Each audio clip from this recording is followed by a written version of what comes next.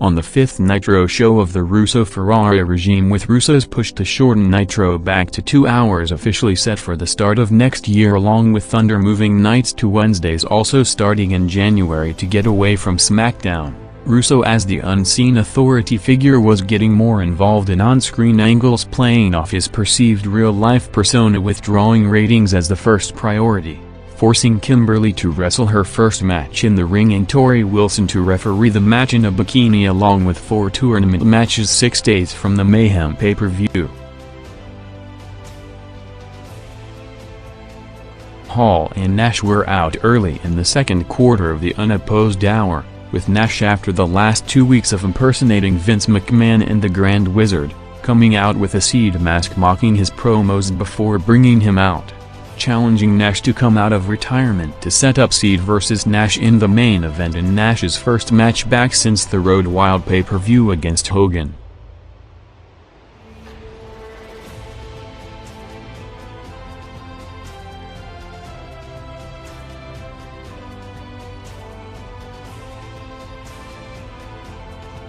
With the Steve Austin car attack angle and future career the big intrigue coming into Monday, one of the big talking points in the business coming out of it took place on Nitro at around 8:45 p.m., with co-head writer Ed Ferrara arriving to the building unannounced along with Steve Williams in a comedic JR parody, mocking Ross commentary soundbites along with his Bell's palsy and hyping Steve Williams in reference to JR relentlessly pushing Williams when signing with the WWF, specifically during the Brawl for All tournament. The character, which now got the name Oklahoma, was a remake of the same character which debuted earlier in the year in the WWF in an angle with a heel JR trying to get his job back, ending the segment with Williams taking out all participants in a piñata on a pole match.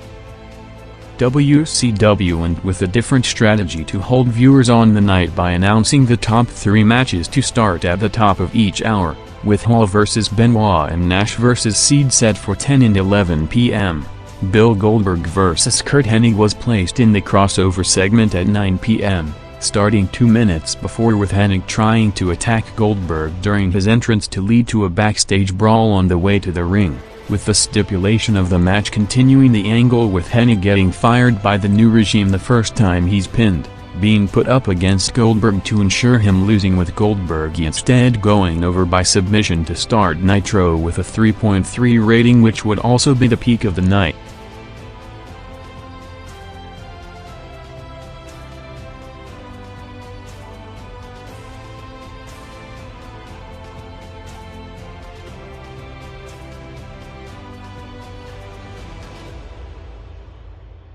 With the top storyline direction changing after last night, with questions about Steve Austin ever working a full-time schedule again, DX opened Raw for the follow-up segment after Vince cost Triple H the title, saying that a crime was committed last night, not referring to Austin getting run over but to Vince stealing the belt from him, calling out Vince with him starting the investigation with DX as the main suspects, while showing the footage of the Austin angle to the bigger TV audience before bringing out the cops to open Raw with its biggest audience in over a month 5.9 rating.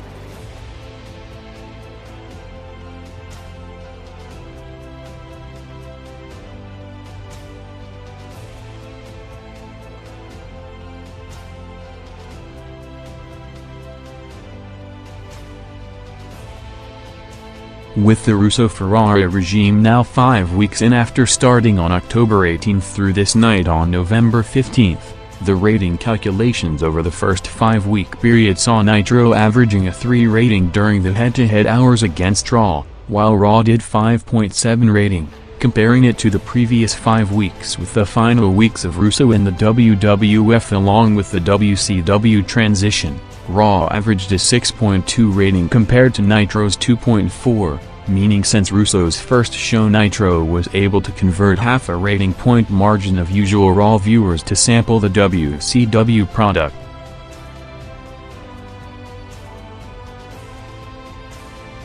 After the first quarter, which ended up being the closest margin of the night, Raw pulled ahead from 9:15 on with Mankind vs. Val Venis bumping Raw over 600,000 viewers to a 6.3 rating, going 5 minutes with Foley going over, along with the start of the investigation with the cops questioning DX after Triple H was the one who lured Austin into the parking lot with him trying to shift the blame to McMahon, and Billy Gunn being the only one who wasn't seen in the building.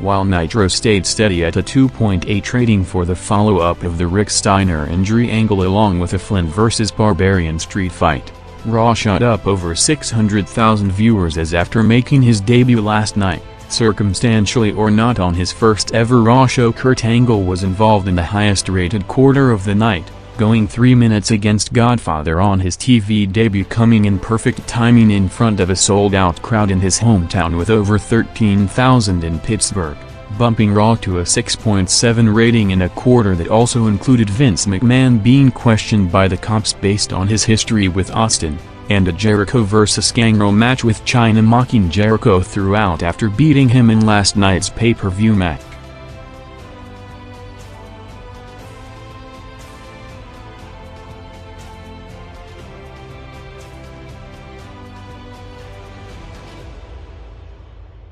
Nitro had the biggest viewership spike of the night, coming between 9:45 to 10 p.m., featuring a loaded quarter first with Russo's promoted ratings ploy of Tori in a bikini as a referee working to bump the show over 500,000 viewers, ending with David Flair interfering to go after Kimberly 6 days from their pay-per-view match, along with the first half of Scott Hall vs. Chris Benoit with Nash and Brett on each side of the ring, jumping back into the 3 rating range with the second highest rated segment of the night 3.2 rating after the first quarter.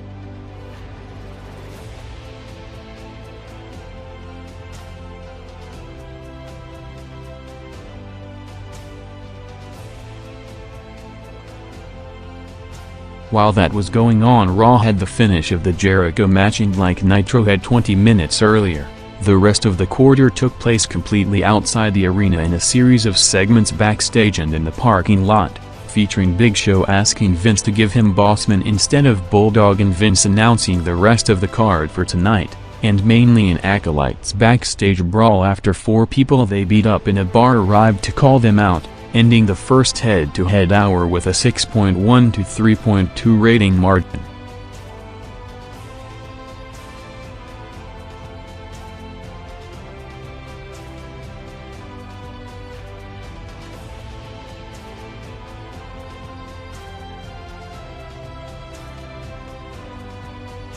As advertised earlier, Hall vs. Benoit crossed over the top of the hour for the finish of the match, which saw Seed interfering to lay out Hall in the build to the Nash match in the main event and set up Benoit going over, along with constant reminders that Goldberg didn't leave the building as a hook to hold viewers in the third hour, saving all 4 tournament matches for the final hour, with the second one coming in the same quarter with the first half of Kidman vs. Brett.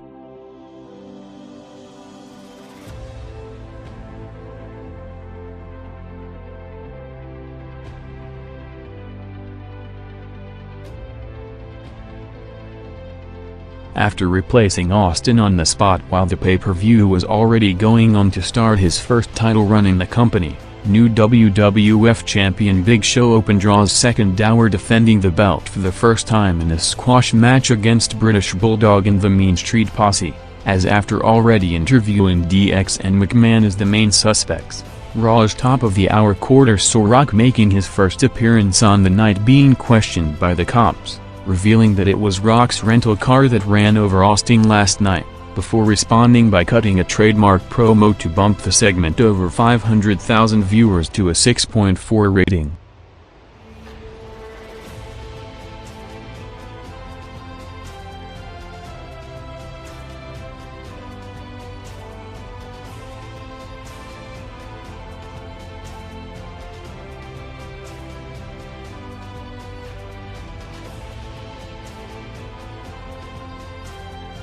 Nitro continued the tournament matches with another 2 in the quarter, first with the finish of Bret vs Kidman, with the Outsiders coming out to subtly distract Kidman by pretending to go after Bret, and the continuation of the long-term storyline over the next month on the way to the Starrcade pay-per-view, followed by Buff Bagwell vs Jeff Jarrett, with Jarrett advancing after Russo sent a referee in creative control for the finish to bring out Dustin Rhodes for the save.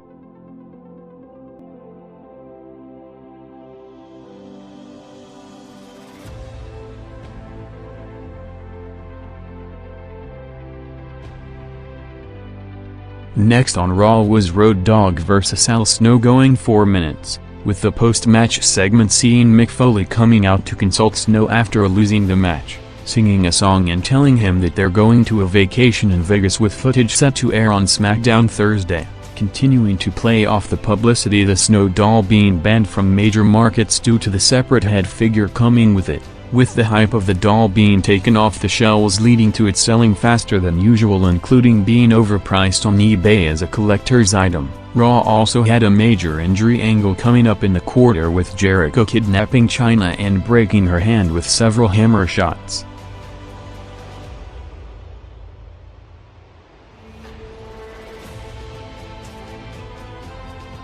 While Nitro had a Revolution vs Filthy Animals House of Pain cage match, Raw had Test vs Billy Gunn going 5 minutes, along with a follow-up interview with Arnold Schwarzenegger after his appearance on SmackDown last Thursday, with the hyped show matching expectations, drawing a record 5.1 rating and over 7.8 million viewers, by far the most watched SmackDown to date, which on the back of the huge viewership resulted in Thursday, November 11th being the most watched wrestling night of the week for the first time, with over 10 million viewers between SmackDown and Thunder.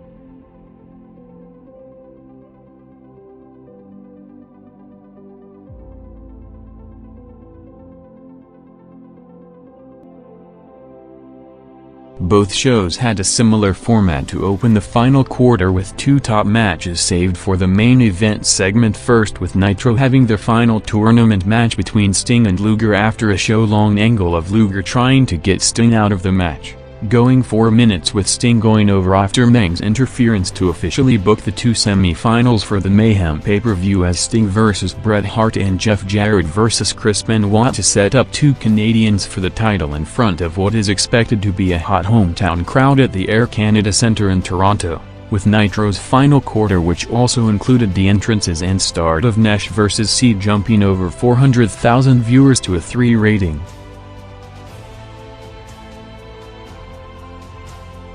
Going head-to-head against Sting vs Luger, Raw had Triple H vs Kane with Vince on commentary to continue the build to the Vince vs Hunter match, as with Austin now out of the picture for the foreseeable future and the planned WrestleMania 16 main event against Rock delayed for the next year. Triple H is said to be the biggest beneficiary from the vacant spot at the top of the card, with Vince McMahon, who previously didn't consider Hunter a future top headliner, now committed to pushing him to fill the void, along with Foley delaying his planned retirement in December to continue to work for a few more months. Kane vs Triple H went 5 minutes, ending up with a Vince-Hunter brawl, with the final quarter similar to Nitro, opening with the first of the top 2 matches and the main event crossing into the overrun, featuring the entrances and start of the Rock vs Bossman match.